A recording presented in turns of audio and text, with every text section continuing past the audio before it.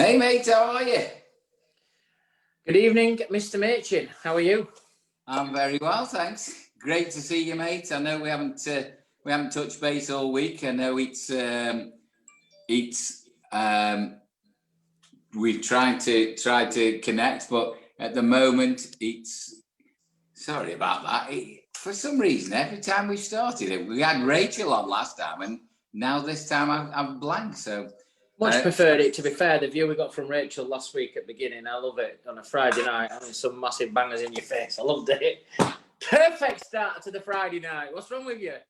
Well, Fridays are Fridays, mate, and you know me. I always like to please. Got it. Old Faithful on tonight. What have you got tonight? Well, as soon as I'm really missing being down in Spain as well, we've got a nice some San Miguel's. Hola, buenas noches. So we've got some nice San Miguel's tonight. ¿Qué tal, mi amigo? Beautiful. ¿Cómo está? Muy bien. Love it. I love you, mate. Hey, listen, anyway, what's your 21? My week's been okay. It's busy. It's getting ready. We're getting really geared back to being back in there. Thanks to everybody who's supporting Wahl and still buying clippers in their thousands of us. It's really been an amazing time in these difficult times. But we feel proud that we've been able to support the barbering and hairdressing industries as much as we've been able to do. Obviously, still tight in terms of the time that we had closed down from a manufacturing point of view. But we're doing everything we can, so bear with us. But there's still lots of clippers and trimmers still available everywhere. But it's been a busy week. What about yourself? Yeah, great week. Really busy. Kids go back, don't they, this next week? Hopefully we're going to get back to something of normality. I'd just like to say, love you, Jackie. She's our very first and best fan, and she just sent me a message, evening guys. Jackie, you're the first mention of the night. Give you a big love, and Ross as well up in Scotland. But yeah, we've had a fantastic week. We've put some new signage up. Things are changing, aren't they? I don't want to put a bit of a downer on it or anything, but we're still not seeing some of our regulars. Like, we're nearly 2 months in from lockdown. Some are our older guys, some are our guys who were so regular before lockdown. We still aren't seeing them. I think consumer confidence is down, really. I don't want to put a downer on the show, and we're going to bring it up. We've got some great guests, but from a business point of view, and I'm sure everybody else is feeling the same. Consumer confidence is quite down, really. I don't know about you in Barnsley or Nottingham, wherever you are at the moment, but it's it's a funny time. I think it is, and I think people are still like, we had that massive. Well, you guys did have got signs. You had that massive purge in the first 2 or 3 weeks, and I think that's at that time of year, probably August. It's not your busiest time of year anyway in barbershops because people are on holiday. So I think you've just got to take it a bit. I think where you've got to gear up, and I've just done my column for Modern Barber, is you've got to gear yourself up that this country needs a big fourth quarter. We need a big October, November, December to get the economy back up and running. And I can't help to think that a lot of the things that the government are doing is we're keeping people in Britain to spend money in Britain, not to travel so much. And, I think it's trying to keep everything in. But I agree with you. Lots of people joining us tonight. Lots of our faithful fans as well. Ross Carter, Colin Horton. We've got Ellie McCann joining us. Amil Hakim, who's one of our major guys over in India. Amil, when you joined us on that show that night, still our highest record number of views. We had just short of 500,000 views that week, mate. So come on, start to all you guys in India that's joining us. And we can't wait to see you. You're going to join us next week to promote our 20th, on the 20th of September, which is what our 24-hour global thing that we're going to do. But we are going to do, we're going to have these guys there on that day, and that's going to be fantastic. Guys, episode 21. Yeah. Before we get our fantastic guest on tonight, I wanted to talk a little bit about some news that I don't know if everybody's filtered through to everybody yet, but I received an email yesterday afternoon, which was, hi Simon, would you like to register? How many tickets do you need for Salon International? Because just to let everybody know, Wahl as a brand, we pulled out in May that this year weren't just going to be the right year for us. And you all know when we do Salon, we have massive stages and stuff. We made a company decision that it weren't going to be right for us to do it this year. But unfortunately, through COVID and the pandemic that we've had, Salon International chose yesterday afternoon, about 20 minutes after that message, to actually cancel Salon International 2020, which is kind of sad that it's really hit home now. There's not going to be many events, if at all, any events in 2020. We've got to get his heads around that. But I just want to say from the guys at Professional Beauty, Mark Maloney, who runs it, is a fantastic guy, and they've done everything in their powers to try to secure Salon International, but it's just not going to happen. So commiserations to Mark Maloney, Jane Louisaw, Jackie Brown, and all the guys at Professional Beauty. I know you've tried your hardest to get Salon up and running, but unfortunately, circumstances, the way that the country's been and the pandemic's just got the better of everybody, and unfortunately that's cancelled till 2021. But later in the show, we're going to tell you about some amazing events that we've got coming up at Barbers', some stuff that we're going to be doing at Wahl over Salon International. So hopefully the future's virtually, on virtual platforms, going to be really bright. But good luck to the guys at Professional Beauty. I know we are securing our stand there for next year already, so hopefully that gives us a bit of confidence that we're going to be there next year in 2021, bigger and better than we have done before. But that's just a bit of news for everybody that Salon's cancelled. So any questions or comments you've got about that, send them in to me and Gaz tonight, and we can hopefully share them with you. What's your thoughts on Salon, Gaz?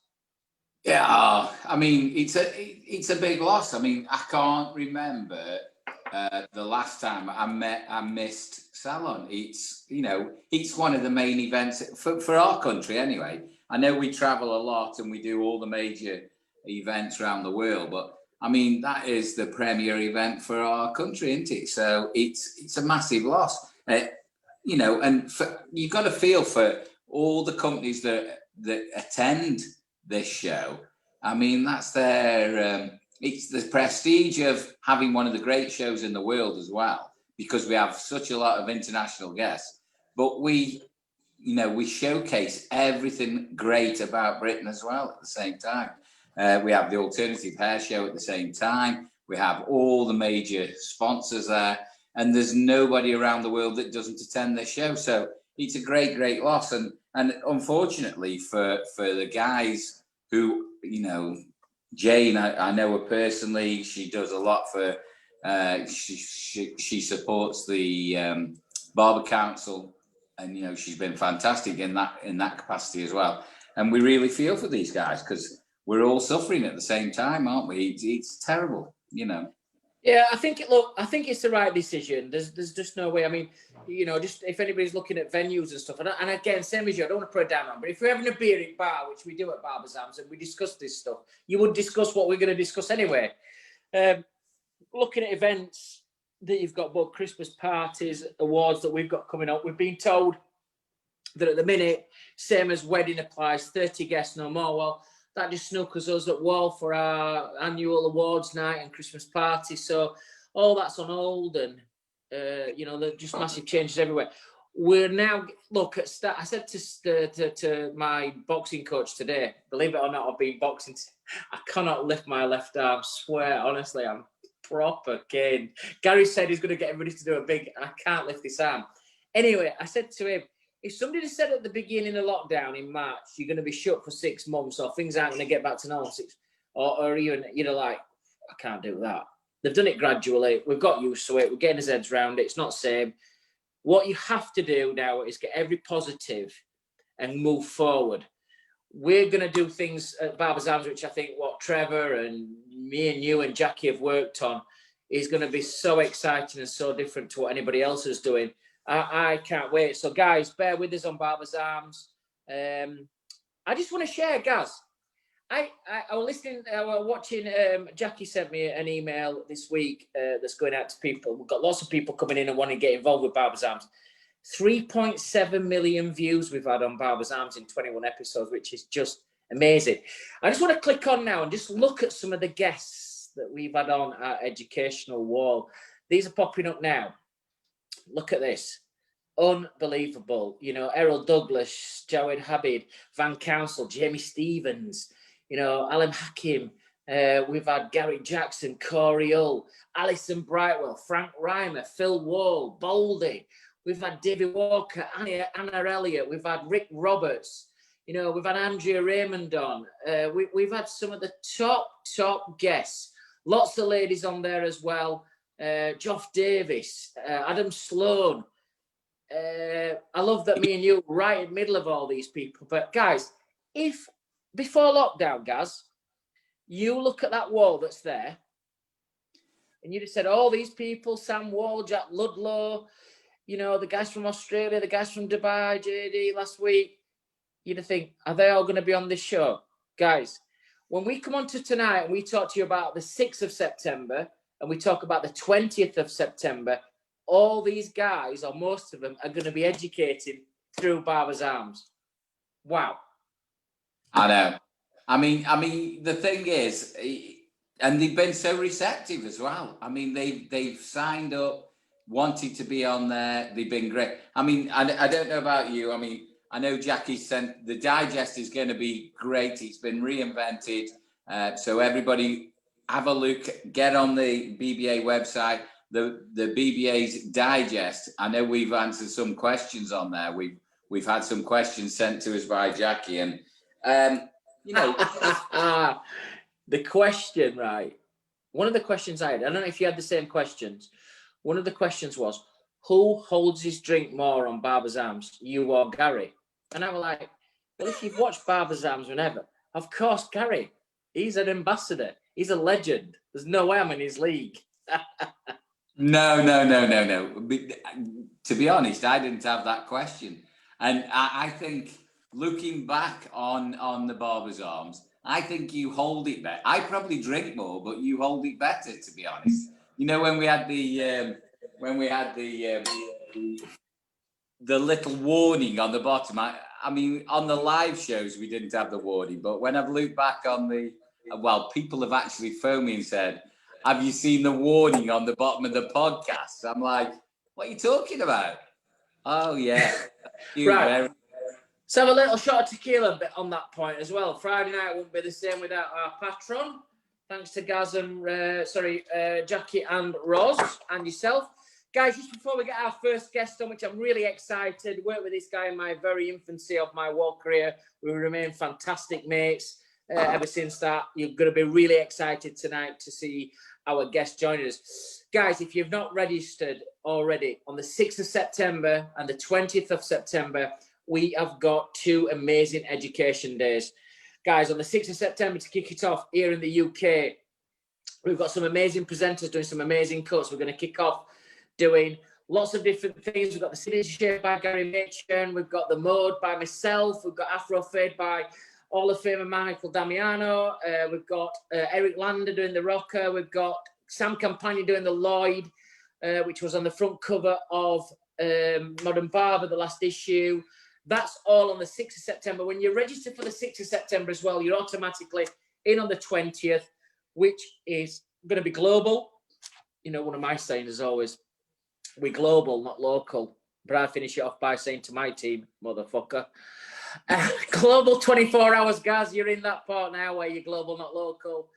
Geoff Davis from Savile, Sam Wall, Rick Roberts, Simon Shaw, myself, Gary Machin. Got Jack Ludlow coming in from Norway, Van Council from America, Anna Elliott from China, Jay Ramos from New York.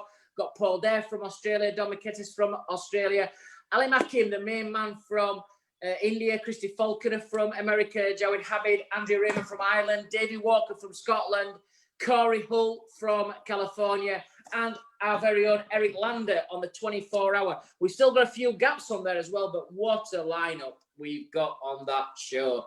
I can't wait not only to be part of it, but to watch it as well. I mean, well, that's the thing. I mean, we're going to watch it as well. We're going to have an actual stage side show all for us anyway. Can I just, every time you say this, Can I just put you right on? There's Don DeSantis. Don, well, I can't pronounce it, so if you watch what I do, it's called the Fugazi. I go Dom to Cabezas, and then he's from Australia. I do it with a lot of power and passion. Well, he's a lovely fella. He's Italian heritage. He's got the best barbershop chain in South Australia, and I know he's watching. So it's Don DeSantis, and he's a lovely fella. So from now on, DeSantis, thank you. Right, little short of tequila before we start. Mr. Foster, you don't drink, so we've got to get this over. Got to do this quick. Scooby-Doo. Am I live? Are you live? Hi, baby. You are live, baby. Hello, guys. Yeah. Ladies and gentlemen, welcome to Barbers Arms, episode 21. 3.7 million viewers have tapped into me and Gaz. I've got one of my favourite people of all time joining us on Barbers Arms. It's well overdue. Ladies and gentlemen, please welcome into the arms the one and only Mr. Chris Foster. Well, listen, Simon Shaw, you are the biggest hype man ever. Do you know what I mean? Thank you for the hype, man. Bro, how are you? I'm very well. I'm drinking water. I I don't drink, so I'm not in a I'm not in a pub. This is Spanish mineral water. Hola. Hola. Oh, you stopped as well, haven't you? Me? Yeah. I did stop, but then I had a relapse. I'm a bit like George Best at the minute. Chris, I am. But when Jackie and Gary asked me to do, and this is a true story, this, by the way, I had stopped drinking, and they said, come on Barbers Arms, you can't go on and drink water every week. You've got to drink beer. You've got to drink tequila. You've got to drink the cocktails. Bro, I'm taking 114. Oh, mate, how can they do that to you, man? Chris. I thought you were on my team, teetotal. Chris, when we said we were having you on, and I said, what we're going to do when we get, I said he'll be drinking something like, sweet tea or something, and you've come on with actually the water. Now. I can't believe it. I mean, Chris Foster, you're a legend in your own right, as Mr. Simon Shaw said. You are the profile guy, Foss Academy. You've invented yourself more times than anybody I know. You are London-based. You're at the refinery still, I think. I am at the refinery, sir. Yes, indeed. Creative director there. So I know you wear a lot of hats, but you can wear more hats than anybody I know. Well, I think it's one of those things. My latest hat at the moment is coaching. So I've kind of I've stopped kind of doing much hair now. I've stopped doing the shows. I've kind of moved my career to the back seat to kind of push other people now. So that's my passion. And yes. do you know what? I mean, I think you were always meant to do that as well, because you've got a personality that people just love you anyway. I mean, you've got a stage presence anyway. I've worked with you many times with the BBA and everybody else. But I mean, you're based in Hertfordshire, you're a family guy. Just give us a minute or 2 minutes for all our international guests. I'm sure our UK guests will know exactly who you are, but just give us just a snapshot of who Chris Foster is. All right, so I'm gonna try and give my story in about a minute. Okay, let's do 2 minutes. Give me 2 minutes. 2 minutes. I started out as a guy who was very interested in barbering in the 90s. The 90s was inspirational time for me because everybody was doing patterns and hair patterns, and I got inspired by watching a very prominent barber called Audie Cummins. I didn't do very well in school. I suffered severely with dyslexia. It really hindered my opportunities because I felt not good enough. I didn't feel, and I grew up in a really rough area in Hackney as well.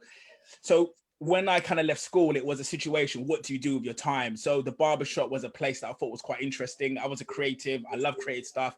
I went there and I watched and I watched and I watched and I watched and I watched, and I learned, and I was mentored by this particular barber. That's how I got in the industry. From those humble beginnings, I was able to again work with Simon Short as one of the very first members of the Wahl artistic team. My lucky break for that was I was doing design work, and with in the Afro Hair and Beauty show, I kind of begged this guy, Alvin Biggs. He was like the head of Afro Hair division at the time. He said, no, I can't do it because there's another barber that's coming to do the show. And that barber didn't turn up. I came with my tools. I just stood by the actual the stage. I stood by the stage for half an hour, and then Alvin says, Chris, do the show. And I went and did the show. And that's how I became a part of the Wahl kind of family. The year after that, I don't think I get paid for that first show, but the year after that, and I managed to get onto Sal International. Again, doing pattern work as the very first kind of guy to do that sort of work on that sort of platform, on the kind of the kind of main stage of hairdressing, which is Sal International. So, you know, glad to be a part of that family and being a part of the Wahl team. Then listen, I went to wilderness years. I had many years of struggles financially, and I'll be frankly honest with you, many years of just trying to figure it out. And then I realized building a profile was a thing that I needed to do.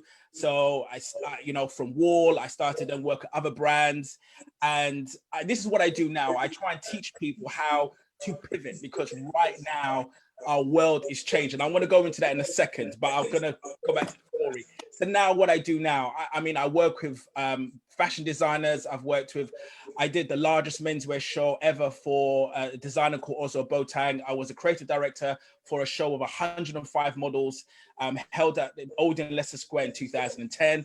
I've worked on shows for Gucci, for Dior. I travel doing that. I work in Mayfair, have clients flying me all over the place. I've gone on tour with Usher, Chris Brown, Rihanna, Mary J. Blige. I've done all that kind of travel with high profile clients. I've got an education. I've done Foss Academy. I created an app, one of the very first barbering apps in the UK in 2011. How can I don't know what to say. Well, listen, I think your career's been I was the director of the British Barbers Association. There we go. I can remember the first time we met, which would have been at Salon International at Wembley. Yeah. And it's the first time I've really come across, because I think it was you and MK on stage, or you on your own. It's the first time I've really seen pattern work. And obviously I know Audie really well. Do you know me and Audie connected maybe about a year and a half ago through church and stuff on Facebook? And we speak quite regularly, actually. Brilliant. So great guy. I knew he was always your big inspiration. One of my questions, actually, I'm going to come on to in a second, is about Audie. But I can remember, Gary, all them years ago, me and Chris on stages as young lads, working with Wahl, but we just had a great energy before any of this. You know, I think we were one of the originals that got a crowd around us. We knew how to engage with people. I learned loads off Chris, hoping that he did off me as well at the same time. But, you know, the energy that this lad fetched onto stage, the way, and, you know, a lot of people have asked me today privately on messages. Chris worked at Wahl all those years ago. You know, I think at the time, me and Chris spoke about his departure at Wahl, and it was an amicable one. We both spoke, and, you know, Chris said, look, I want to go on to do my own thing. He's very ambitious. And I said, look, if it don't work out, come back to me in a year. We can probably speak then.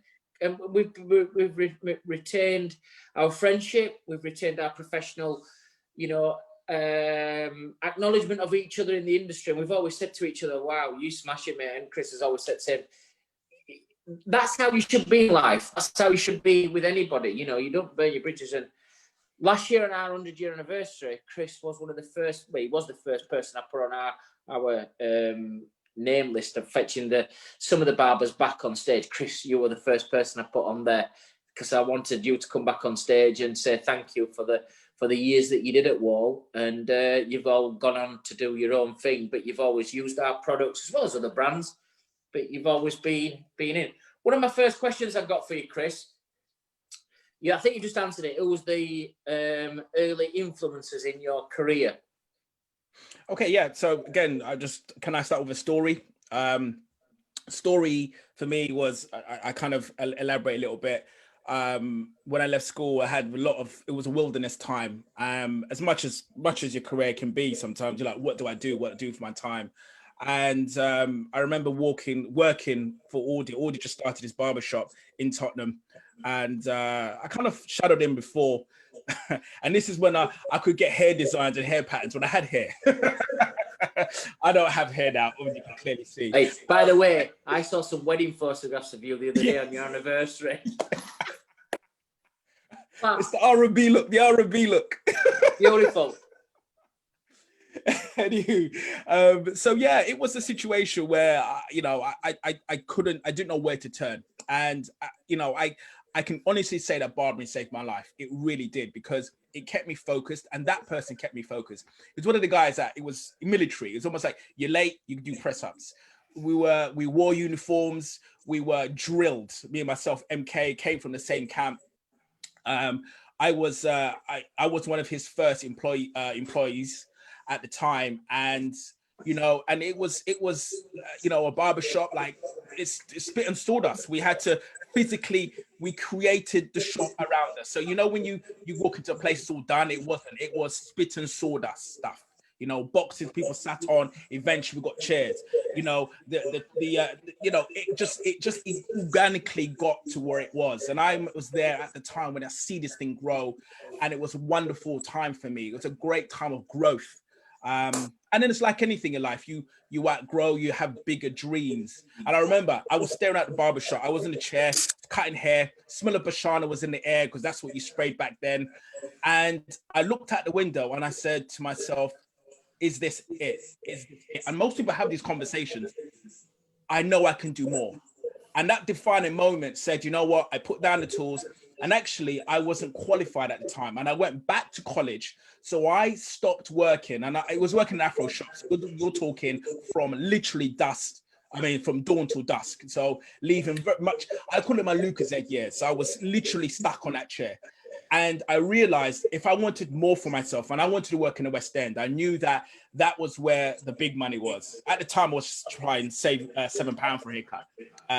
Now I charge 70. So it's like weird, kind of like the kind of difference that was. But everyone has a journey, and my journey was from grassroots barbering in a shop that wasn't plush. It was just get it done, cut the hair, and then I had that moment. I left the actual shop, left a very good income, mostly cash in hand, of course, back then.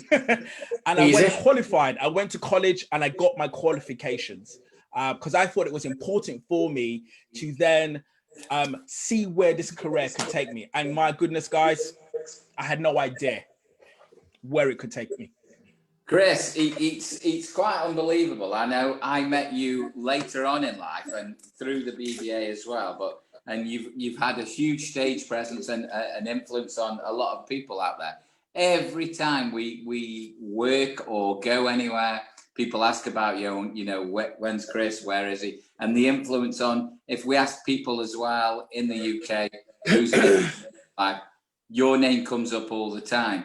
So from your point of view, if, when we talk about influences, when we talk about what you did, is there anything you would have done differently from your early stages to make that even quicker or even to take that a lot smoother?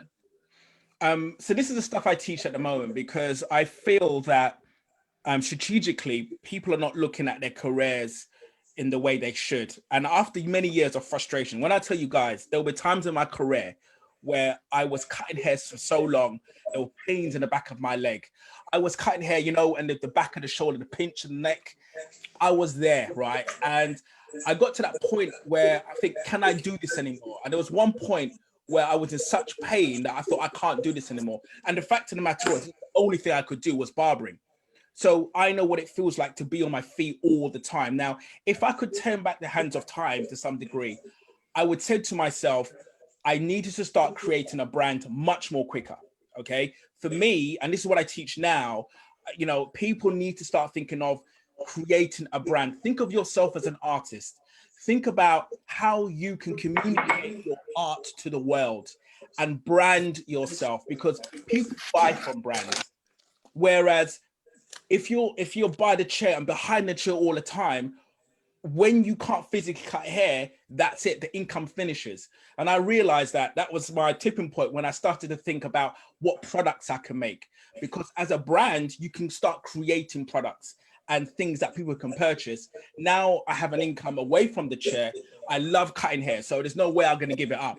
But now I'm in control of what I do versus I have to because it's the only way. So if I could turn back the hands of time, I would have said to myself, my younger self, productize myself, productize brand, because that changed the game for me. Because I'll be honest, Simon, when we split up from Wahl, you know, like Wahl was the only place where you could go on stage and present yourself. There was no other stage. We were in an era where barbering was not anything. Okay, and you know, and I know that, you know, you go in the magazines, there were no magazines for barbering. I mean, you had a column in Professional Hairdresser magazine. I had it right at the same time. It was the only magazine that had a gent section. The very first magazine. Pro Head said, oh, they looked at the men's market for, oh, this is very interesting. This is 2007. But those times of producing content was vital for me to grow. So I even, like I said, now I'm hoping I'm coaching people as well, because I want to tell people that start producing content like an artist.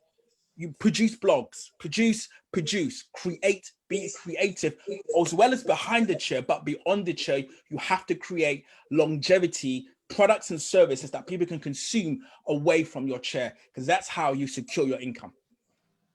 Listen, I've carried on watching your career. You know, sometimes when I walk around exhibitions, I sit in your audience as well, as you know. And I think you've done some absolutely fantastic stuff.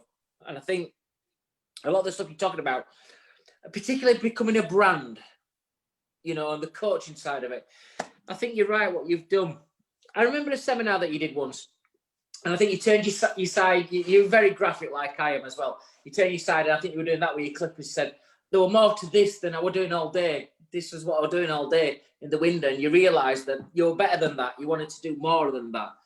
And I think that is an amazing story that, you know, I think a lot of people, a lot of barbers. I had a message today of one guy saying, I came on a course a year ago, and this is just not a begging letter, but it is a begging letter. Please put me in mind for, I'm better than what I'm doing. And that's where you are. I might put him in contact with you, Chris, after, to say, look, this guy's, you know, I'm not going to say his name or anything, but he's a million miles away from where the experience that I need to take him to, where we are. But this is where. Well, this is it, Simon. I think you've got a great platform. You have a great platform, but I think nowadays in a modern society, you can create. The minute that somebody puts a social media post up, they're a brand. People don't realize that you are. When we post something, it's brand. It's your magazine. It's your front cover. But they need to be aware of how the posting stuff, the backdrops, the lighting, the words that they're putting on. You know, me and Trevor, our producer, and everything that Trev does, and me and Trev talk sometimes, and we watch people doing live videos, and I'm not going to mention any names, but doing things about clippers on live. It's like car crash TV. It's like, stop it. Yes, Trevor, exactly him. Trevor just sent us a message. Oh, it is. But yeah, it's car crash TV. I'm Gary. I'm drawn to watching it because I'm waiting for it to crash any minute. It's like, listen, you need to go to Chris for a bit of coaching. Calm yourself down. Stop talking shit about what you don't know stuff about. Before I pass back to guys, please share what's happening tonight on Barber's Arms, episode 21. 3.7 million of you viewed into us over lockdown. Me and Gaz are delighted with those figures as well. Got lots of stuff coming up, exciting stuff. If you want to follow Gary on our Instagram, Gary is the British Barber, and Simon Shaw Wahl. Our website is thebarbersarms.co.uk. And if you want to email us or watch and listen to our podcast, it's thebarbersarms@britishbarbers.com. Got lots of things coming up. Our education on the 6th of September and our education on the 20th of September. It's going to be amazing. And what I want everybody to do tonight, I challenge everybody tonight who's watching this or listen to it afterwards and watch it afterwards. On the count of three, please share us tonight as well. Let's see if we can do this. So on the count of 3, I want everybody to share what you're watching on episode 21. 3, 2, 1, and just click your buttons now and just share what you're watching with the amazing Chris Foster and Gary Machin tonight. Gaz. Can I just say one thing as well, or perhaps a couple of things anyway. I've worked with Chris, you know, on numerous stages and different things, and we've travelled around the world. But as well, you know, all you guys out there, it is okay as well to want to do what they want to do as well, Chris, isn't it? As well, we need to do everything as best as we possibly can. We've got guys for working for us. You know, they don't particularly want a brand, but from a brand, what can I say? They need a brand to sell themselves on their column. I think that's what you're saying as much as anything. We're not all salon owners. We're not all there to be on stage, I think, as well. But, you know I fell in it quite unintentionally. I didn't have a plan, really. I'm not sure if you two guys did. At the very beginning, you didn't say, I want to be, you know, Mr. Wahl, or I didn't want to be the profile guy. I think we fall into it in a way that we do the job as best that we possibly can, and we get asked to do things. And then when we get asked to do things, it snowballs into other things, and we make the most of what we do. I think from my point of view, I just wanted to be a very successful barbershop. I wanted to be the best I could possibly be. And then I wanted multiple salons, and we wanted multiple locations. Then we wanted to go on to an academy, and it almost snowballs at the same time. I think for a lot of people out there, you know, Chris, you've got some fantastic advice, you know, and you almost, I think we're an age where we did the same things, but in different parts of the world or different parts of the country. But when we ended up on stage, you know, in Dubai or India, I know you've done a lot of work for us for the BBA. You know, you end up in New York in front of 10,000 people. Could you ever have imagined that when you started with Audi in Tottenham? It's quite unbelievable, really. You didn't think when you started your career as a barber, you didn't think, I want to be in front of 10,000 people in New York into coiffure. Can I say, Gary, I did. You did? Yeah, because I was mentored, because of having a mentor. I mean, I've got a coach now, and my coach tells me to take uncomfortable action. So one of the things that I've got to do at the moment is I've got to go into Mayfair in an expensive shop, in an expensive car showroom, and test drive a car. It's freaking me out. But these are the kind of people that's helped me think bigger. I knew when I was coached by Audi, there was a bigger game to play. And I'm a man of faith. So God he has given me lots of gifts and skill sets, and I knew I couldn't keep them to myself. It's like having an explosion and I couldn't do that. I need to be able to share this. So for me, I did know that I wanted to do these things, and I had to find out a path. Now, most of that time was spent in frustration. Trust me. Most of that time, one of those times, I remember a time when I couldn't afford to kind of pay the bills, and I was selling stuff in my house to put food on the table. So there were times of absolute distress and despair. But I knew what the game plan was. I knew that I had to put myself in a position to win. And now, like I said, I've got like elite. I'm gonna start promoting you guys promote. I'm gonna promote.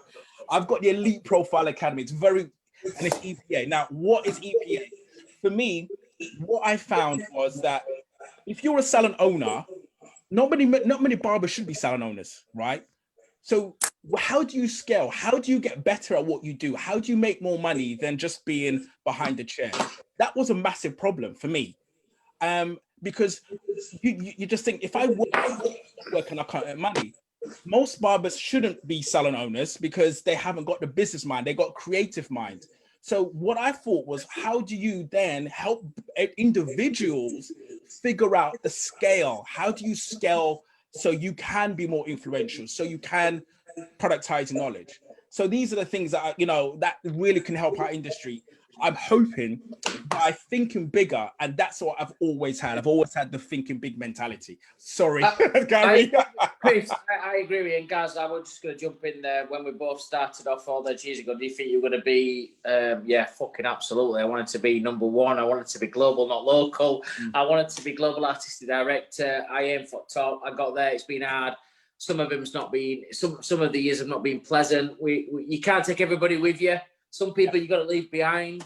As long as you leave them behind with respect, then you can move forward. But you can't, not all people are going to be with you at the end of your journey. That's one of the main things that I've learned. Chris, we're running out of time. We've got some questions that we need to get through with you as well. Chris, if you had to be a fictional character or a cartoon character or a superhero, who would Chris Foster be?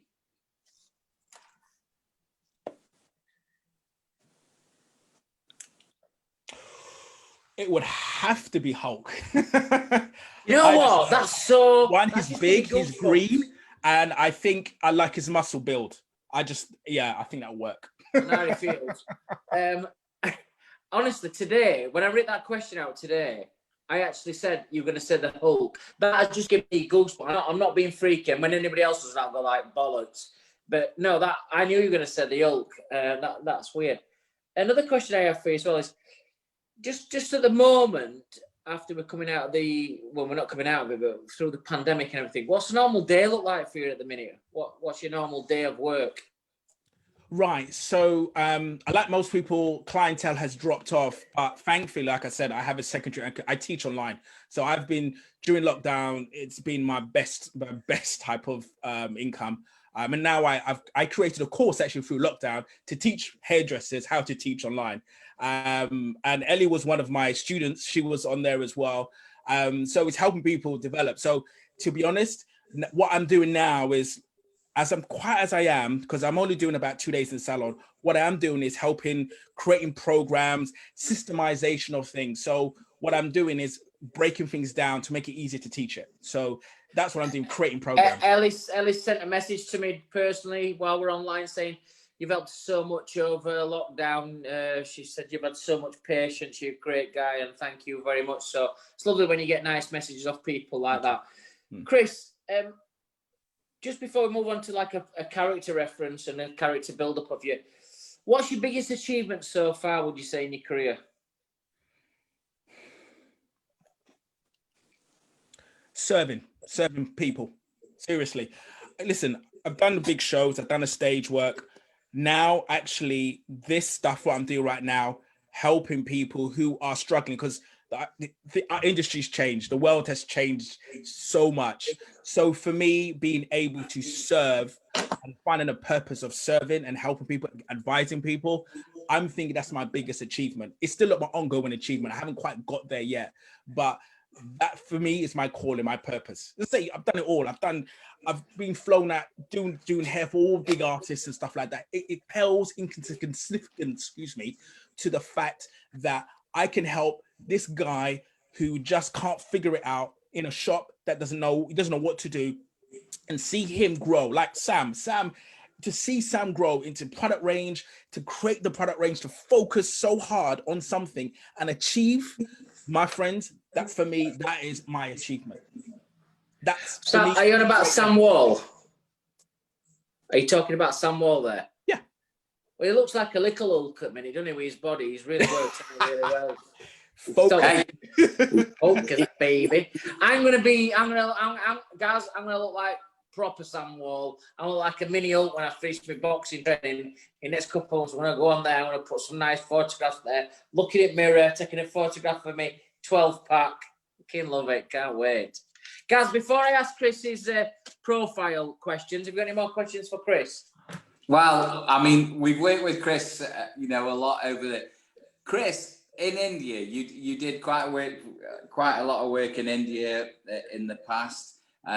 You met some of our past guests, which speak of you very, very highly. When you did, just one video stands out. Eric Lander's hair when you did that video, when you were dancing and Eric tried to keep up with you. I'm sure you had that choreographed earlier, because there's no way that was just a one-off. I'm sure you practiced, but is it true or not? Did you choreograph that or not?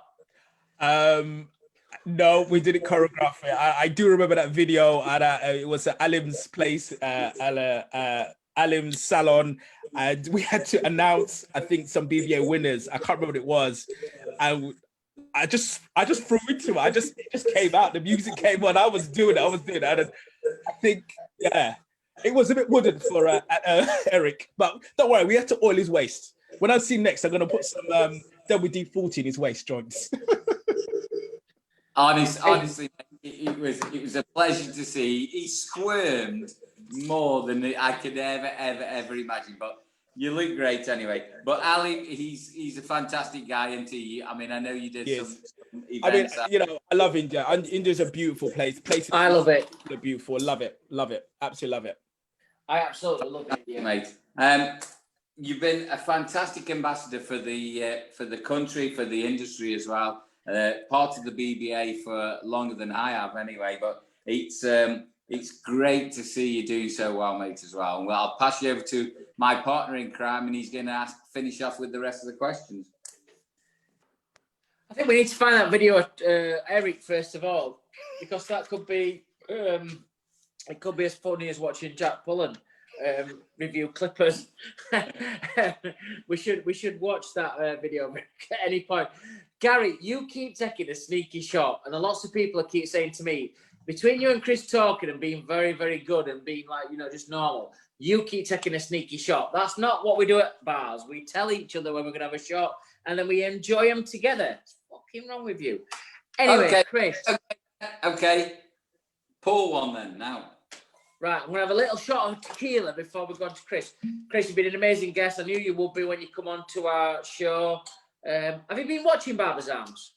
I have been. I've watched Sam's episode because Sam sent me to watch his episode. Yeah, I've really enjoyed it, guys. You guys are doing a great job, and I think it's a great way of getting people together in a very very interesting time, very separate. It's not ideal what's happening at the moment, but I think we have to adapt, and this is the beauty of it. I don't think me and Gary would have ever imagined when we started this, when Jackie and Trevor came to us with this proposal of Barbers Arms, that we would be sitting here 21 episodes in, that we'd had 3.7 million views. It's absolutely unbelievable. And some of the stuff we've got coming up is amazing, on the back of just having a beer or a water with our friends in the industry. I don't know if you saw the video wall before. Errol Douglas, Jamie Stevens, Van Council, David Walker, Corey Hull. We've had some amazing guests on throughout, not only in the UK, but globally. And, you can see them all coming up there. Geoff Davis, yourself, Adam Sloan, Andrew Raymond, Gary Jackson, James Beaumont. We've had Boldy on, Rick Roberts, Frank Reimer, Phil Wahl, Errol Douglas, Jawed Habib, Halim Hakim. These guys in India are unbelievable. Chris, same as you, I've been to India. Very lucky to travel the world, but I've been to India about 12 times. Absolutely love the people there. It's amazing.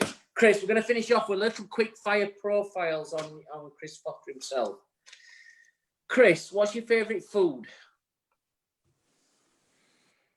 My mum's cooking. Your mum's cooking. Oh, I like that. That's the first time we've had that, Gaz, on here. Yeah. What's your favourite drink? Now it's water. Water. Chris, have you ever drunk alcohol? No. Never? Not knowingly.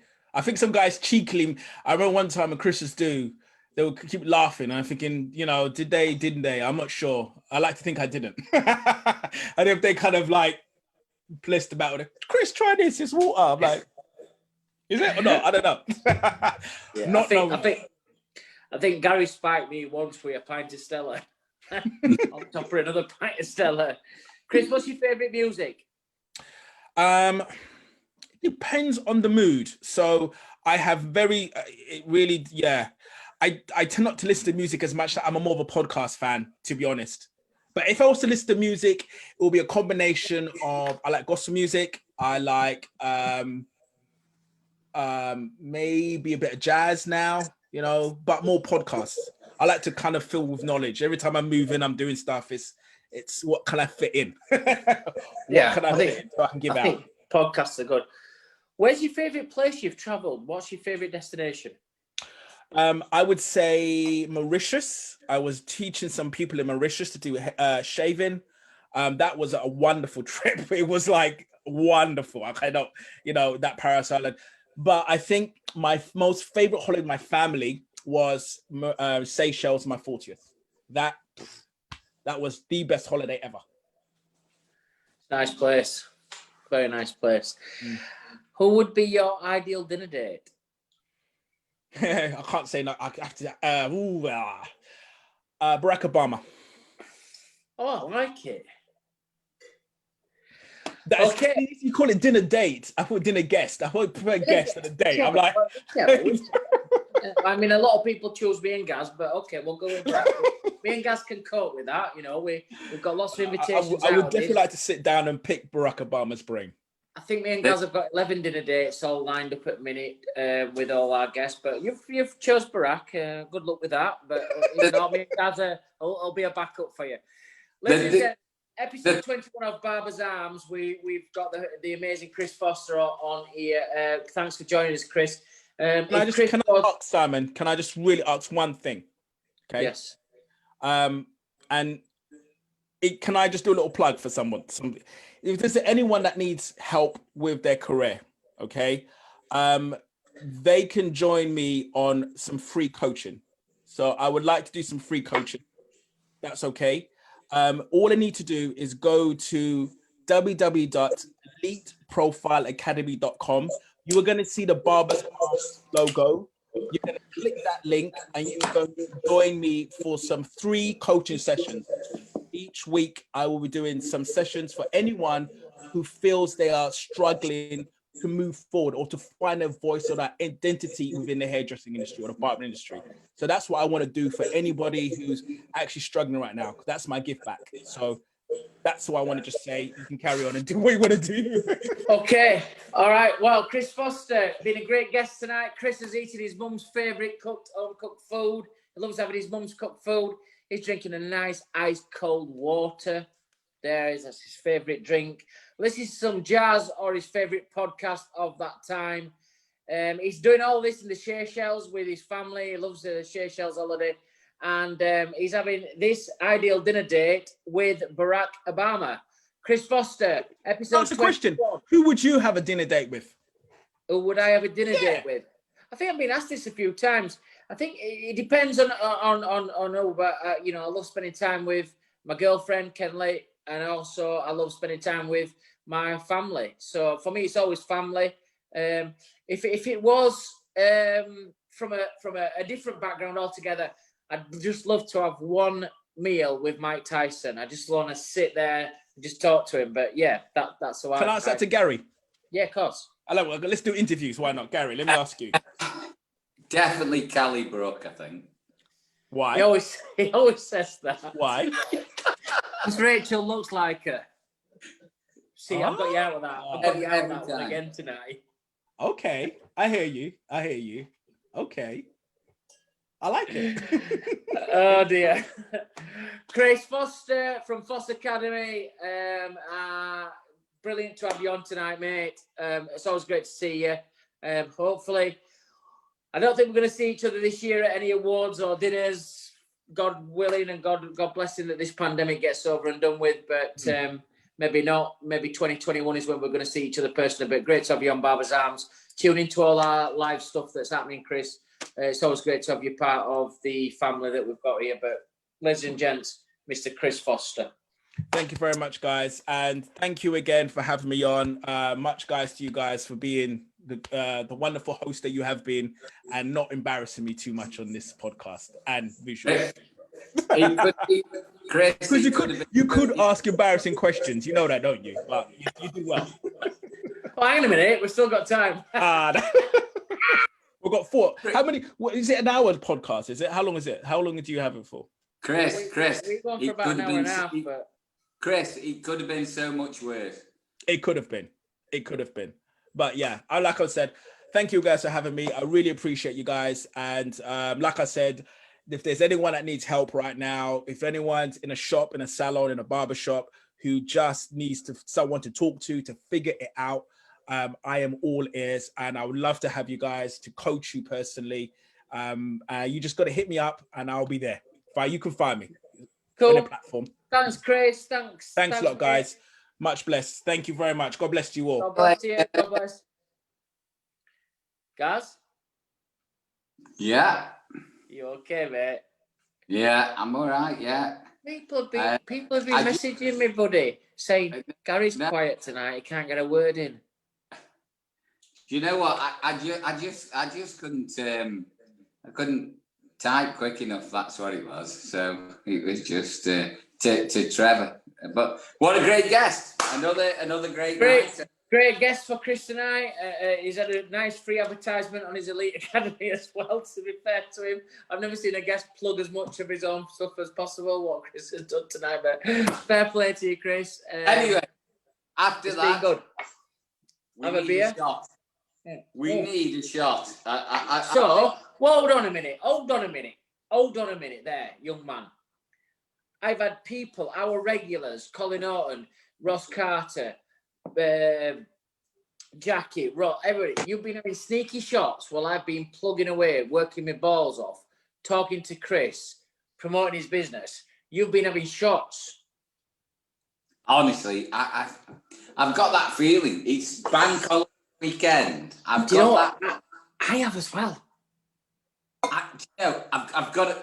I ran in. I got into the house about 7:10.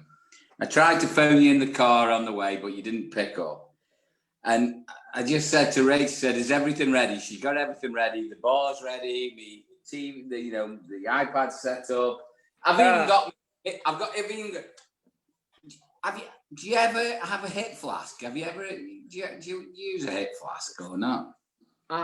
No, but do you need to talk to somebody if you've got an hip flask taking it to work with you? What's wrong with you? Hey, what about the size of that baby? That's a mule flask. I've been told off tonight as well. So obviously when all our messages come in, I like to keep our screen just for our screen. So I do apologise if you've seen my phone popping up in there. I like to read all those messages so I can interact with you all as you're going on. So do. But everybody's saying, "Guys, you look gorgeous tonight." Gary's tash looks regal tonight. Oh, thank you. Can I just say one thing? I've just been told by the barmaid who's just getting the ice for the drink, which you're getting for your toilet break in a minute. But Mitch, Paul Mitchell, I've just been told is watching now. Mitch, Paul Mitchell, not Paul Mitchell the brand, but Paul Mitchell, my best mate from school, who lives in Hertfordshire, is watching at the moment. Hopefully, he was my best man at my first wedding. I haven't got married again, but he was best man at my first. But I went through school all the way through, and he's watching at the minute. So, Mitch, if you're watching, love you, baby. I haven't seen you for a bit as well, Mitch. Thanks for watching, Gaz. I know he's aged a bit now, mate, and you're probably looking in the mirror and thinking you've done fucking really well for yourself, and you've really aged well looking at Gaz if you went to school together. While we're on that, I'd like to not thank Richard Panansky, my boxing coach today, for my one-to-one. You've proper ruined my weekend. I cannot lift my left arm up. I shouldn't have done an hour and a half, 2 hours with you. I might not see you tomorrow. In fact, I'm going to stop me membership money to you, and I've probably done with you for life now. But no, Rich is a top guy. 70-year-old this guy is, and he's an absolutely brilliant motivator. I hope he watches us as well. But he's an amazing guy, and his place, he's got a boxing ring in his garage. He's built an outside gym for everybody. It's just an amazing place to go. I love it. Guys, before Gaz does his cocktail, I just want to talk to everybody as well. Don't forget to share this as well. But bear in mind, on the 6th of September, we've got our first education day. I'm just watching Gaz take another shot. Our first education day on the 6th of September, which is going to be fantastic. Gaz doing his signature shave. You've got myself doing the mode. You've got Sam Campagna who's going to be doing the Lloyd. Michael Damiano's going to do the Afro fade. You've got Eric Lander who's going to be doing the Razor Rock. And then we're going to finish off up for a drink in the Barber's Arms. The 20th of September. And you register for both when you do this. Is amazing. This is global, not local. 24 hours with some of the biggest names in the industry are going to be joining us. This has never been done before, guys. So there's lots of education out there. This has never been done before. Geoff Davis, Sam Wahl, Rick Roberts, myself and Gaz are going to be doing it. Jack Ludlow from Norway, Van Council from America, Anna Elliott from China, Jay Ramos from New York, Paul Dare from Australia, Dom, Gaz? Dom. Yes. There you go, from Australia.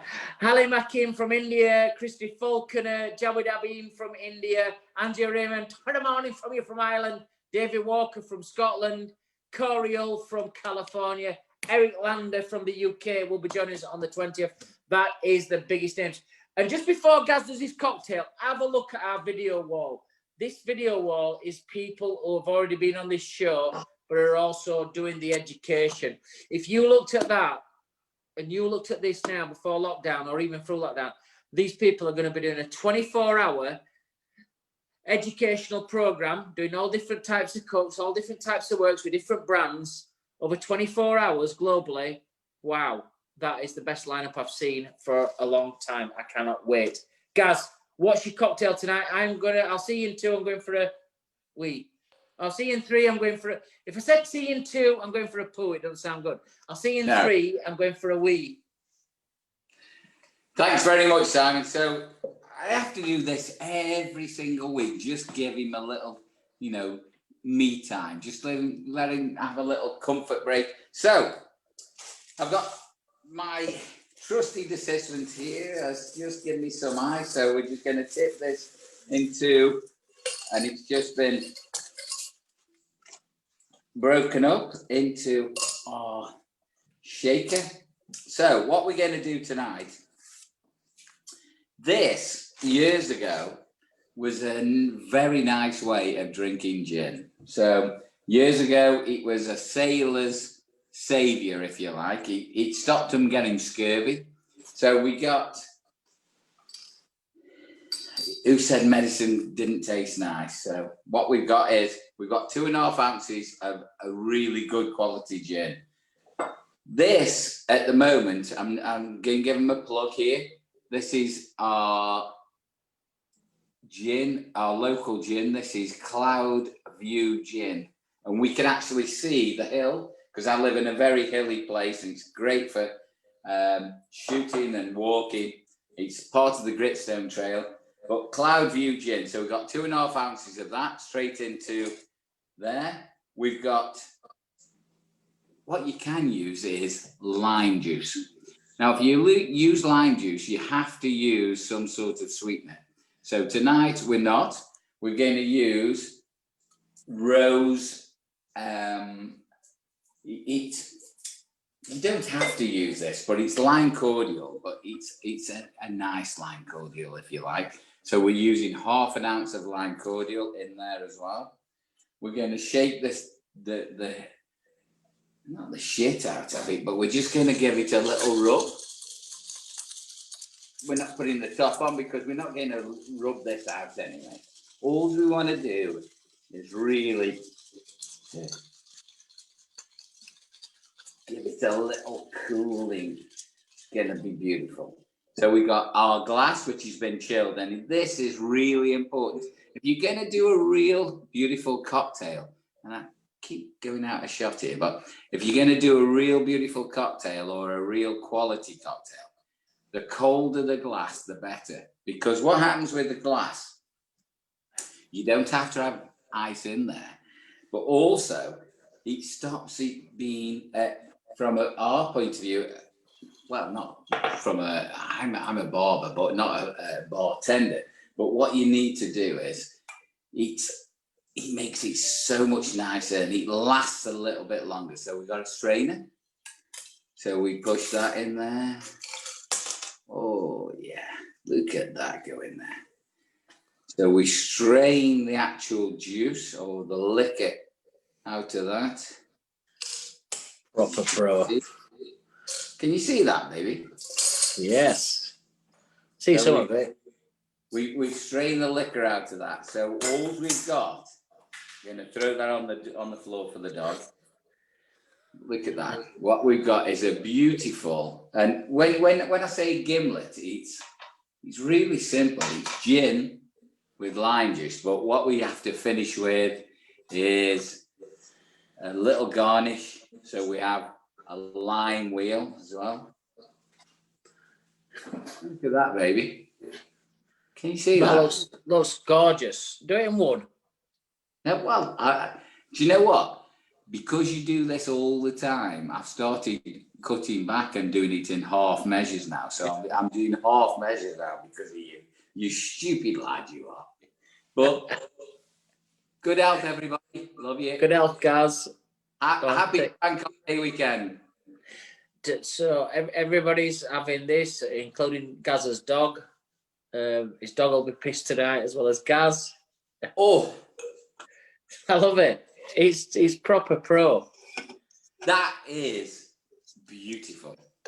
I don't think you'd be drinking them that quick in Leeds at 10 quid a cocktail. We didn't have many cocktails in Leeds to before, but you know. You know what? Watching you, Del Boy, it's fantastic.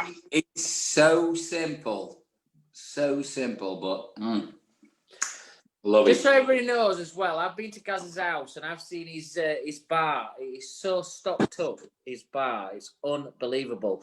You can ask this guy if anybody wants to put a cocktail in, any comments that anybody wants to put in for a cocktail that Gaz can do next week.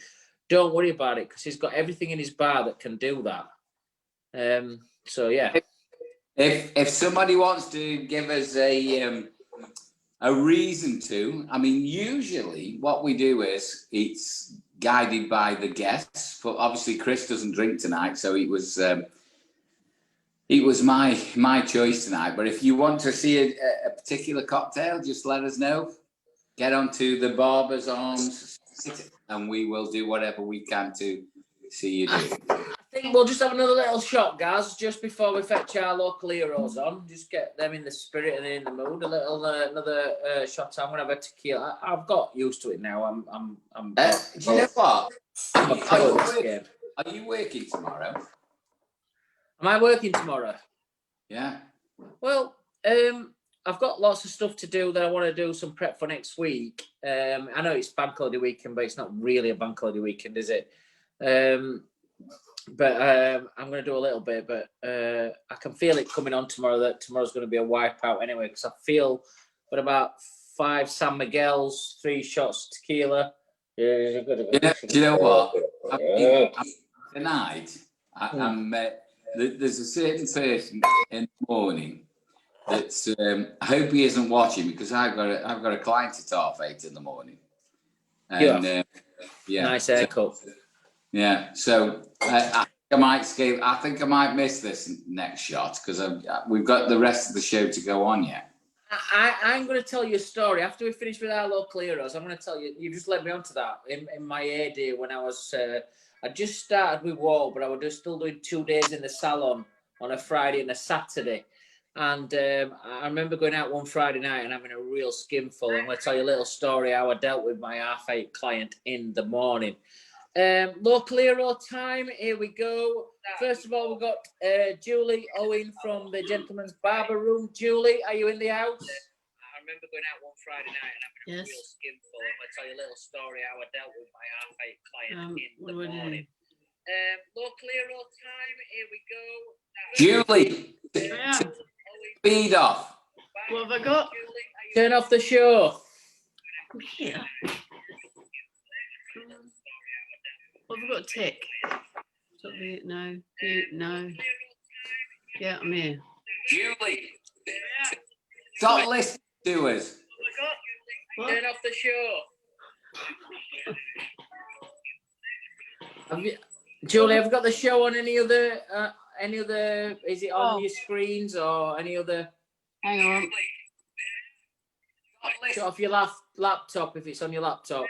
Oh yeah, I bet it is. Hang on. It is. Hang on. It is. There you go. That's it. Turn it on. Oh, hang on. I've lost it now. Am I there? Bugger. Where am I? I can hear you and I can't see you. Oh, we can see you. That's better. That's better. We're good. Julie, welcome to Barber's Arms. Have you been watching Barber's Arms through lockdown? Yes, yeah, I did, yeah. Yeah. You did? Oh, turn you up, sorry. Yeah, I drank up until I came back to work, and then I came back to work and I couldn't drink, and then I couldn't watch you because I couldn't drink. Oh, right. That's not So, cute. Oh, that's fantastic. Julie, you are Lee on the Solent. Yeah, it's everybody knows Portsmouth, but Lee on the Solent is in Gosport, and it's the other side of the water. All right. Peninsula, so nobody's ever heard of it. I like Portsmouth. We've definitely heard of it. We've actually worked there. Have you? So how's the barbershop at the moment? Is this your barbershop? Yeah. I started up in 2015, and I'd always worked for other people before then. But it's really hard at the moment because we all knew it was going to happen. We knew if we did everybody in July, we'd have nothing to do in August, and it's the time where everybody goes on holiday. But it's really hard. You're having to do double the amount of hours to get half the amount of people through the door safely. Yeah. There's other places that aren't doing it safely, and you want the people to go and shut them, but they won't. And yeah, so it just makes me mad. Julie, just give us an insight on that then. What do you think about that then? People that are not adhering to all the rules. Because we're all finding it hard, aren't we? It's hard monetary wise. We're all worried about what we've accrued in cost, and we're sort of just peddling at the moment. I'm not drawing down a wage at the moment because I think what I earn now has got to see me through till spring, because I think it's going to go dead in October. And I think the ones that aren't are doing it because they know if they get bums on seats, they can earn cash, they can earn the money, whatever. But they're not thinking about the herd, and you've got to think about the herd at the moment. People aren't distancing, they're not wearing the bloody masks as well as visors, they're not sanitising, they're not doing the track and trace. It just makes me really mad. Well, keep doing what you're doing though, Julie, because I think a lot of people are going to get found out. Guys, I was watching a thing today on YouTube, before we do the show, to get some info on people. And I've seen that 4,000 people have been questioned by police who have been on holiday and who have not quarantined. So I think people are trying to do the right thing. Keep doing the right thing, Julie. Some of these barbers will get found out about not doing the track and trace, not doing the masks and the visors. You go into any town and, we are pointing fingers at any salons or any particular different types of groups of barbershops, but some people are doing it, some people aren't. Just keep doing what you're doing. Julie, can we have a look around your salon? What's that behind you? Is that a trophy cabinet, or is that a product cabinet, or a fridge? That's one of my fridge, yeah. That's got all the stock in it. There's that one there's got stock. Can we have a look? I don't know, because I can't see what you can see because I can't work out how to turn your camera around. Just turn your camera around so we can way? have a look. That way? No, that Other way. way. That's it. There. Right, yeah, so bits and pieces there. Okay. And then have a look at your shop. Bits and pieces there. And yeah, so chair that never gets sat on. Chair that doesn't get, well, that one doesn't get sat on anymore. And that I don't even ask me about the chains. That looks a bit weird, to be fair. What kind of stuff's happening in that shop with all them chains, guys? Because after it's hours? too What short. the fuck is happening in there? Yeah, I don't. Julie, you've got chains in there. You're going to get lots of people, lots of fetish people phoning up. We do. I want to come to Julie's shop. Yeah. Chained up. Yahoo! Hey, that could be a good thing, really. Yeah, it could. Yeah, I could do it as a lure. Yeah, I could. That's my big helmet. You see my big helmet? Yeah, I can see it.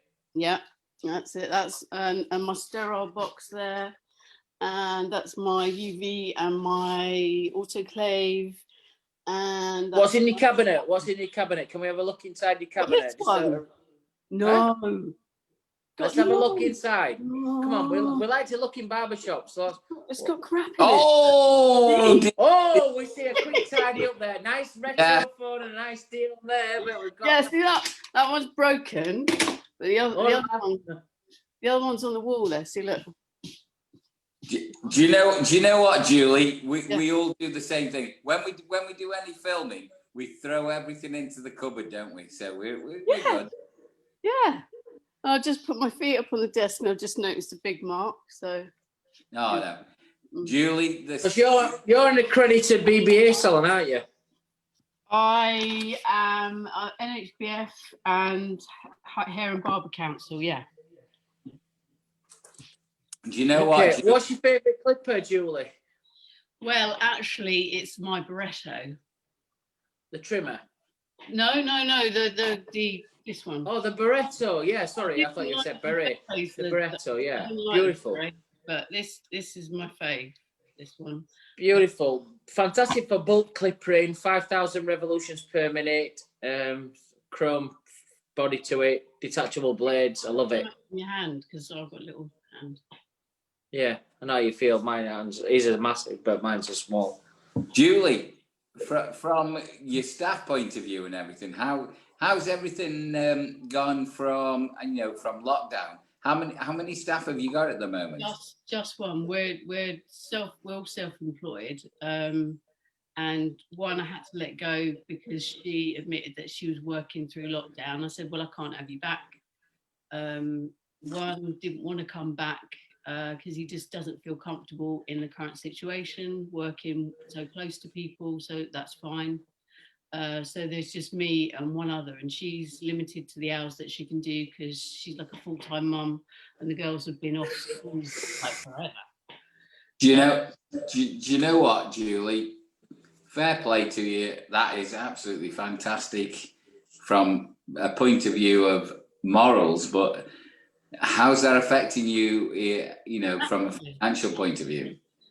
Whereas, say we get 23 plus through the door per day when there's two of us working full time, I can only get 10 through the door now because I'm shampooing everybody, I'm cleaning down everything in between them, like literally everything, all of the tools. So you're allowing 45 minutes to an hour for each customer, whereas you could knock your haircut out in 25, 30 minutes, a decent haircut, 45 for a fade. And I know the ones around the corner, they can knock them out 10, 15 minutes. And I've worked in places like that. I started in places like that. But that's why I started this place up, because I don't believe that you should only take that amount of time.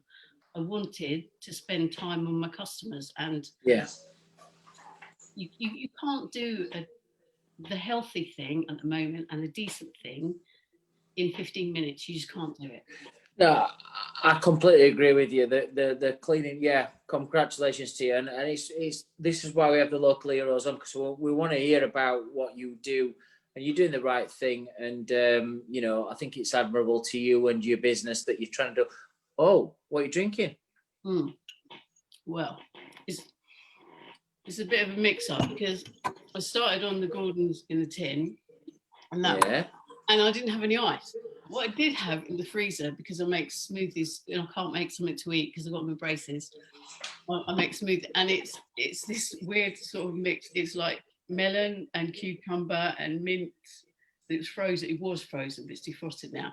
And then I ran out of that, so now I've gone on to the Pims, because I thought, well, you have fruit in Pims, don't you? I love Pims. There you see. Not that I'm an alcoholic or anything. I love Pims. Do you know what though? I think it's right what you're doing tonight. And one of the things, guys, I've looked at is that the people who are doing the right thing probably at the moment, like yourself, with the investment you've made on the PPE, you're not making loads of money at the minute. You're just surviving. You're just ticking over. You're paying the right things. My hat comes off to you to say, well done. It's tough, but keep doing what you're doing, because good things will happen to the good people who are doing the right things. And I'm hoping that the people who aren't doing the right things get found out and get what's coming to them, at a later date. But you're doing the right thing. There's not loads of money in it when you're doing the right thing, because obviously when you've cut somebody's hair as well, you've got to clean the area down properly. Yeah. You know, I've gone into barbershops and where I've stopped and, you know, it's like just from a beard lining, obviously not for an haircut, as you can imagine. But, you know, I use a regular barber that I have to travel to Sheffield. But if I've just had to stop in, I've gone in and I've seen him just waft the air away and spray. And I'm like, nah, listen, mate, this is what you need to do this right. And they've got the stuff there, but because they get tied into being busy, they forget to do it. And it's just like show sort of thing. I ain't gonna wear this. You need to spray that chair down. You need to use a different razor. You need to put it into barbicide. You need to disinfect all your area. And you know, it might take him 5 minutes. Now, for that, for some people who've got like 6 people waiting, it's not the right thing. He's still got to do the right thing.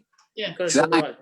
Sam, the thing is, there's not 6 people waiting anymore.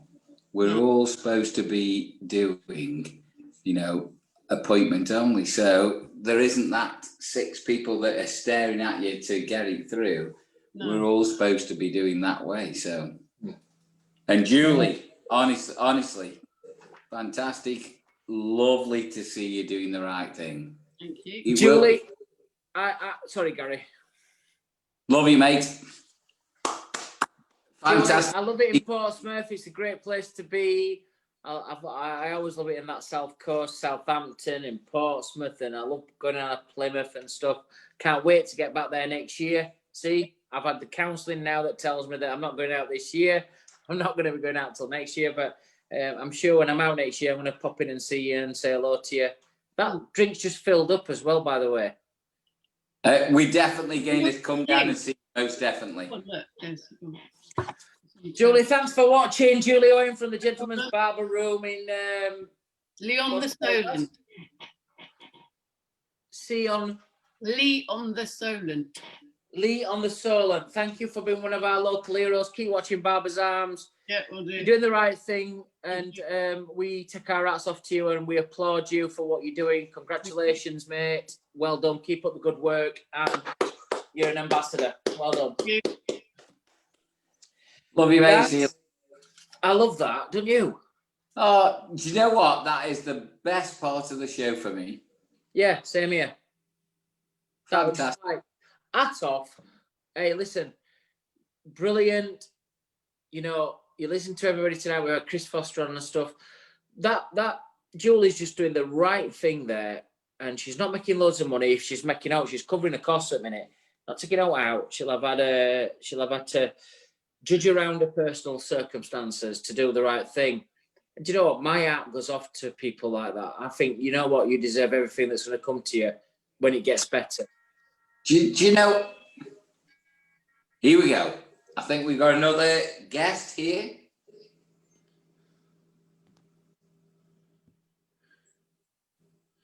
No.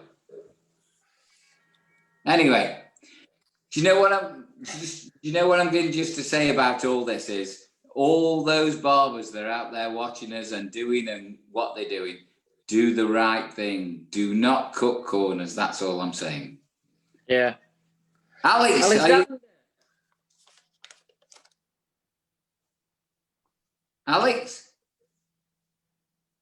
take your mute off, Alex. You need to take your mute off.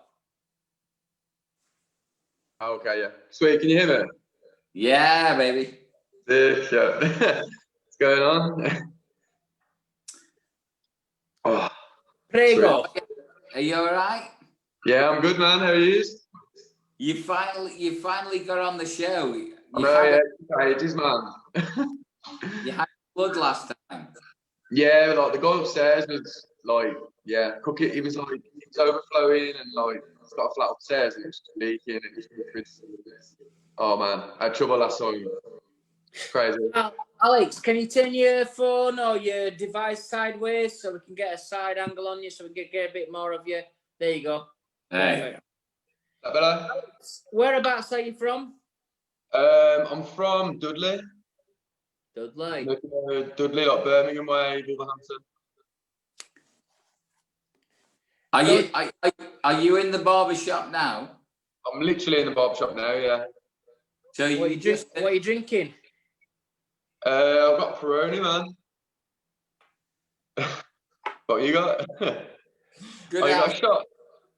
Well, Oh, no. I'm going on. Gary's, well, he's out of control tonight. I'm sorry about that. Viewers who's watching tonight, I'm sorry, Gaz is out of control. He's just having shot after shot. I'm sticking on San Miguel and a few patrons, but that's hitting my sides as well tonight. Gaz, if this were a bar tonight, I know Alex has just joined us, but I'd be whispering to you, listen, I'm only having another couple, me, because I'm fucked. That's what I'd be saying to you tonight. If I was speaking to you, I'm on it. You want it? No shit, no doubt. Alex, Yo, can we have a look round your salon? you can, to be fair, yeah. Hang on one sec. Here we go. Okay. Yeah, let's start over here. Yeah, so I've got like a little sort of I like your feature leaf. wall. That's great. Do you go back to the feature wall there, the green wall? Go back to that. I love the neon sign. The world. I love it, mate. That is amazing. Got the off-white mask with the coat because the COVID. COVID yeah, thing. it's beautiful. Yeah, man. What else we got? Yeah, man, I've got sort of desk, AK-47 lamp. But yeah, this is what's going on. How many stylists you got? There was 3, but now I'm down to 2. Yeah. But yeah, I've got 5 chairs, but looking to extend a little bit more as well. Alex, just move over to one of your styling units where your drawers are. Just open up a random drawer for us. Let's have a look in one of your drawers. Oh God. Yeah. Nah, it's live on Barber's Arms. No. You need to pick a good one now. I know. Yeah. Here we go. Yeah, he's trying to pick it. He's trying to pick the cleanest drawer. Yeah. It's a bit like through the keyhole, this, isn't it? Here we go. There's nothing in that one. No, let's have a look. We've got to have a look. Come Everything's kind of like. Oh, I see some nice magic clips there and some super taper cordless. Just wall only. That's all we use, really. I love you, bro. Is that me? You're top man. But yeah. I love it. Got like what's your favourite clipper, Al? To be fair, it was the magic clip, but then I've been using the senior the last week or 2, and it's like it's unreal, to be fair. Yeah, it's the biz, isn't it? I don't know whether to kind of put a magic clip blade on my senior just to kind of get best of both worlds, but is that the wrong idea to do? Yeah, I have tried it. But... Use your magic clip for your fading out and your crunching out. It's a crunch blade. Use your senior for taking off your bulk. It's an on-scalp blade. Don't listen to any of this shit that you see people doing reviews about changing blades on stuff. Do you know?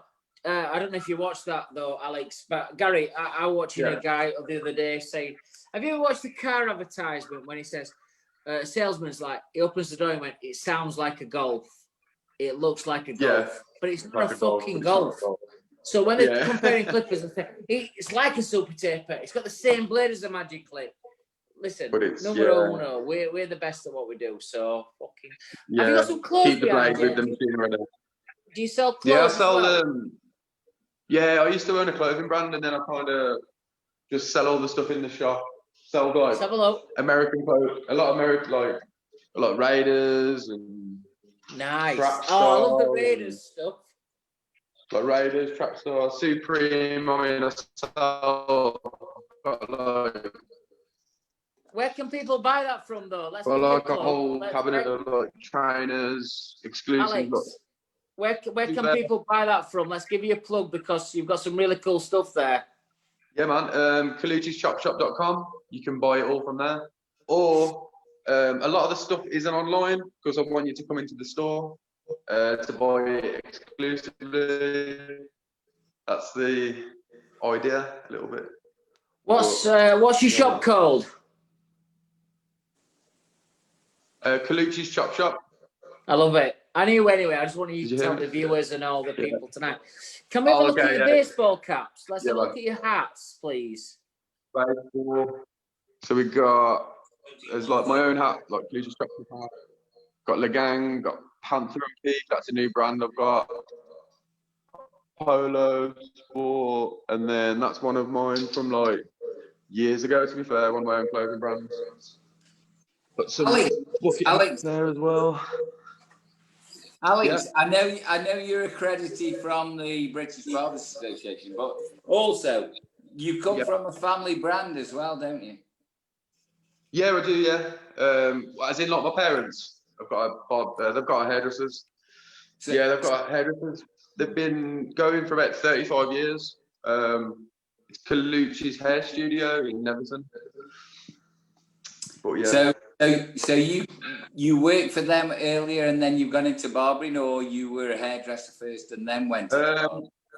When I was 14, I used to like sweep up and wash hair, and never really wanted to kind of do it then, like, but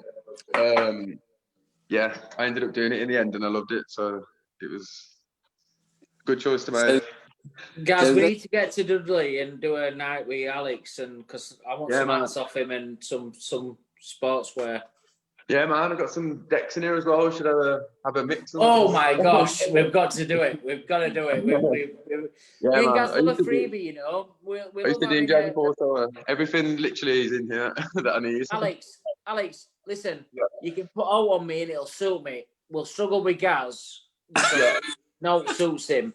But if you put me a baseball cap on, one of your t-shirts on there, Raiders top on, I'll fucking wear it and I'll sell it for you all day long, bro. Yeah, man, definitely. But Gaz will struggle. Have you got any shirts and ties in there? Oh, yeah, I think I've got a shirt, to be fair, yeah. Yeah, well, Gaz, there we go. Gaz, we're in. Let's get to Dudley. I've got some Space Jam jerseys as well. All right then, mate. Oh, that's funny. Alex, it's nice to have you on Barber's Arms, mate. Have you been watching us? I have, to be fair, yeah. Good lad. Like last week, not last week, the week before. But yeah, man, it's been good. Good. It's great to have you on Barber's Arms. Nice guy. I really enjoyed having you on as a local hero, pal. You're doing the right thing. Your shop looks great. I love your displays and your urban feel to it with the plants and stuff. Cheers, good man. Job. Well done, mate. Great, mate. Thank you. Listen, straight away, we will definitely be down with it. In Dudley, definitely for you. Are you actually going to come? Yeah. Yeah. Yeah, you got to come, man. Come down. Definitely. Sweet. See you later. Alex Colucci, all the best at the Chopshop. We'll be down some freebies soon. Listen, I think you might look all right in a baseball cap. I'm trying to fucking sort your image out and stuff for you. Do you know what I'm saying? I just want you to get a baseball cap on sometimes. Just be a bit chilled. Listen, I haven't got the ears for a baseball cap. You got the taps though. It's fucking amazing. No. I love the Colucci brand, but no. Oh my days. You tit. Do you know what? I've really enjoyed the look. I always enjoyed the local heroes, but I loved Julie's story tonight. That's like really humble and really really humble but positive. It's the right thing to do, and good things come to the right people. And I really do believe that, you know, that you're doing the right thing. So I know it's tough and I know it's tight, but you're doing the right thing. And, you know, watching Alex there, you know, close Brandon, just the right thing. Just like, there's so many people out there doing it right. And there's so many people out there that's not doing it right. Get your fucking acts together and start behaving so we can sort this pandemic out properly and we can move back to some normality, because at the minute, because we've not done everything right, we're still going to be in a position where 2020 is a write-off and we're going to have to get back to 2021 before we can do all that's really moving. But after saying that, Gaz, we've got some amazing stuff happening on Barber's Arms. We have. 2020, we're going. So, what we're going to do then? we are going to go. Just to let people know who's watching, when you drink and work, it fucks you right. Because how many shots have you had? Stop it! I can't keep up with you. We've got education on the 6th. We've got education on the 20th. We've got education that you would not believe. Mr. Simon Shaw, don't you underestimate me, you little. Here we go. So we got the British Barber. If you want to follow me, we've got the Simon Shaw at Wahl. If you want to follow Simon Shaw, we've got at the Barber's Arms. We've got education on the 6th. It's free. We've got international education. It's free on the 20th. Would you like me to do any more? No, I think, listen, you have got the perfect face and perfect voice for radio. Honestly, you are superb then. But listen, on these dates, we've got some amazing stuff happening. Guys, I can't wait. You know, when we fetch you down to Wahl, to our artistic team, you know, the reason why I fetched you in, you would not be intimidated with all the Wahl artistic team. That's why I fetched you in. We've had loads of different presenters come in, and it's just been too big for them to fetch it in. You came in, you smashed it out. Guys, this is free of charge. Watch Gaz do his shave. Watch me do the mode. Watch Sam Campagna do the Lloyd, which was on the front cover of Modern Barber. Michael Damiano's going to be doing the Afro fade. This is free of charge. Unbelievable. Eric Lander's going to be doing the Razor Rock. And then we're going to finish off in the Barber's Arms. And on the 20th of September, the Global Education, we've got the Who's Who's in. You know, this is going to be an amazing 24-hour thing. Geoff Davis from Savile, Sam Wahl, we've got Rick Roberts, we've got myself and Gaz.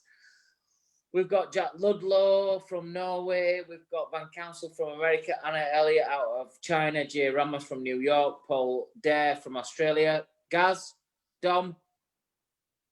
DeSantis. Dom DeSantis from Australia. Ali Machin, one of our favourite guests on Barber's Arms, Christy Falconer, Jawed Habib, Andrea Raymond, David Walker, Corey Hull, Eric Lander are all going to be on the 24-hour, sponsored by Wahl. This is an amazing event. Guys, I just want to tell you as well some of the stuff we're planning here on Barber's Arms as well. After that education, some of the stuff we've got coming up. Next week, we've got Anthony Edge on from Tony and Guy, ex-Tony and Guy, out of the USA. He's going to be our main guest next week. Anthony's going to be joining us on the Barber's Arms. And we're also going to be joined with Jawed Habib from India and Alim Hakim from India. They're going to talk about the 24-hour education that we've got going on the 20th. So those guys are going to join us. Coming up in the next 3 or 4 weeks on Barber's Arms as well, we've got Alan Beek, we've got Josh LaMonica, we've got some fantastic guests coming up on Barber's Arms. So this is not stopping in week 21 where we are tonight. We've got 22, 23, 24, building right up to the education platforms that we've got coming up. We've got the weekend of Salon International that we're going to do some amazing stuff. And we're going to be doing some great stuff from Wahl, where we've launched our British Wahl Barber of the Year and the Wahl British Barbershop of the Year. We're going to be hosting that through Barber's Arms as well. So he's not going to slow down this. This is going to be amazing right up to it. Listen, I just have to say to everybody, I am so caged as an animal, wanting to get out there and do stuff. What's the next best thing for me, if I'm not doing what I normally do, is this. And you not have heard me say that before lockdown. This is about virtual exhibitions, virtual workshops, virtual education. And I want to really say to everybody that I'm the less digital person in the world, but I cannot wait to see some of the stuff that we've got coming up.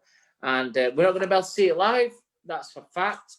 So the next best thing that you're going to see is going to be at Barber's Arms. So I, for one, cannot wait for that to happen. What about you, Gaz?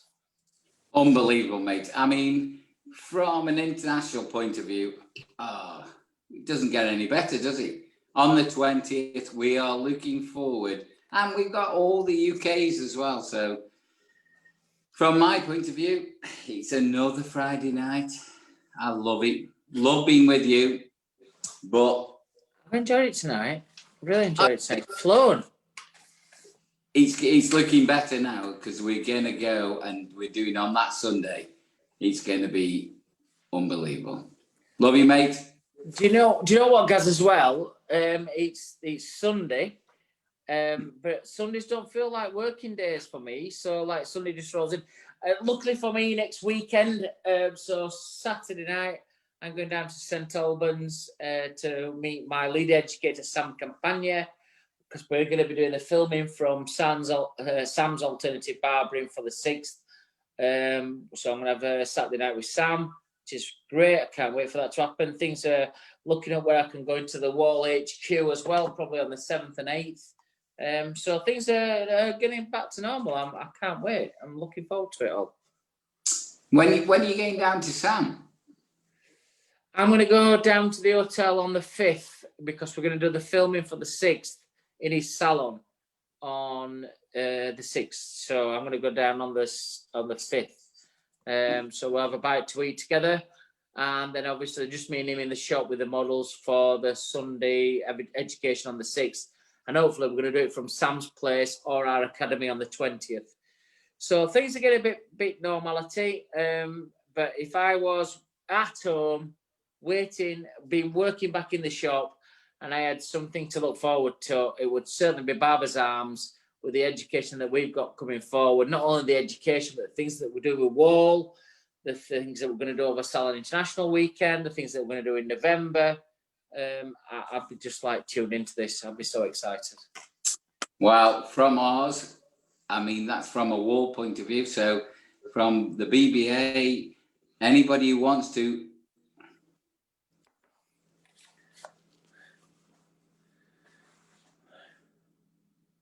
Hello? Are we done? No, I think we're still in. What's wrong with you? I'm just from the BBA anyway. I just got it's just come down. Anyway, from the BBA, all I can say is from us and you. Here we go. Okay, guys, we'll see you all next week. Thank you very much for joining to episode 21. Chris Foster, great guest tonight, and to our local heroes, Julie Owen, and we also had Alexander Colucci, who came in tonight. But from all of us at Barbers Arms, we wish you a very happy bank holiday weekend. I loved having you all in. Thank you to everybody, all our Barbers Arms fans who join us, not only tonight, but also through the week. Please share this. Please get our views up. 3.7 million people have joined us already, and we want you to keep you growing. Can't wait to see you next week. All the best, guys. Have a great bank holiday weekend. See you all later. Adios, amigos.